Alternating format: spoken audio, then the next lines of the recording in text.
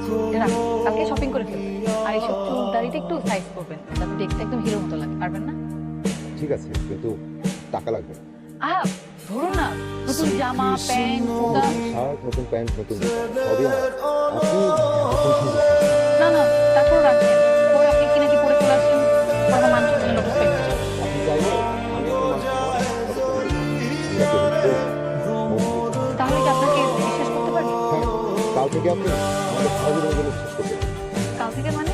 কাল থেকে মানে মানে কাল আমি আপনার কাজটা ঠিকঠাক করে দেবো। আসলে যখন আমি বড় লোক হবো, তখন আপনার সাথে গিয়ে আপনার বান্ধবী বড় লোক হবে। আচ্ছা, আপনি বড় লোক কিভাবে হবেন? সেটা তো জানি না।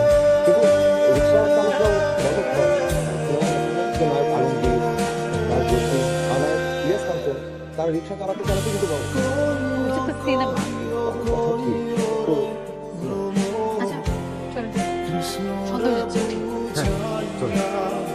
আর কতক্ষণ বসে থাকবো? কি আসবে?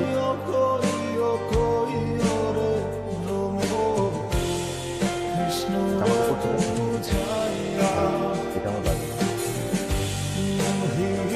তোমার মা বাবা কোথায় থাকে? ঢাকাতে? তুমি মা বাবার সাথে থাকো না?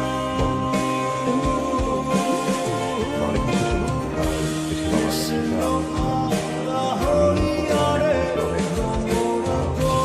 তোমাদের ঢাকাতে বাড়ি?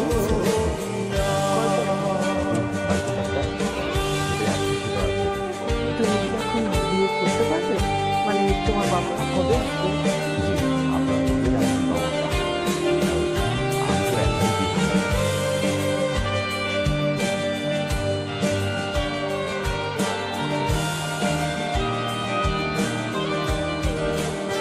এমন চুপ হয়ে গেলেন?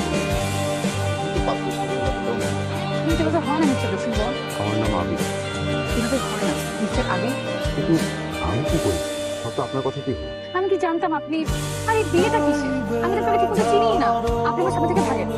ওনা প্রথম যেদিন আপনাকে দেখলাম তখন মনে হলো আমি বছরের পর বছর এই মানুষটার জন্য অপেক্ষা করছি। যে মানুষটা সারা জীবন আমার হাত ধরে কাটিয়ে দিল। কিন্তু আমি আপনাকে কেন বিয়ে করবো? আপনি আমাকে কেন বিয়ে করবেন? আচ্ছা, একটা একটা বলার চেষ্টা করি। আমি প্রতিদিন আপনাকে অ্যাটেন্ড করি। আপনার জন্য রিক্সা ভাড়া করে যারা সহ আপনি প্যাসেঞ্জার, এটা আমার জন্য ঠিক হই। এটা আপনার জন্য কিন্তু সবাই দোষী নয়।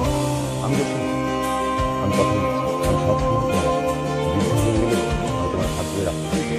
আমি নিজে না ছিলাম তো আমি আসবো, কাল হবে, একটু হবে, সব। আপনার নাম কি জানি? দোষী, দোষী বল।